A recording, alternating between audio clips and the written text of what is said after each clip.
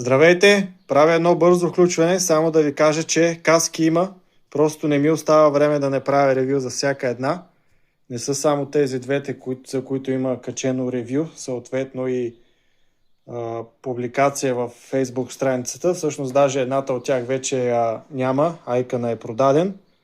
Така че каски има, размери има, обяви няма, но ще се постарая в следващите няколко дни за всяка отделна да кача съответната обява във Facebook страницата, за която ще има качен линк в описанието на това видео.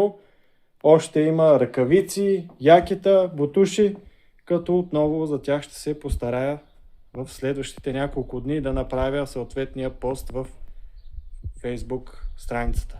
Виждате, има Shark, Скорпион, MT, AGV, AJC, Bell и така нататък. Пак казвам, каски има, размери има. Ако проявявате интерес, Facebook страницата, там може лесно да се свържете с мен.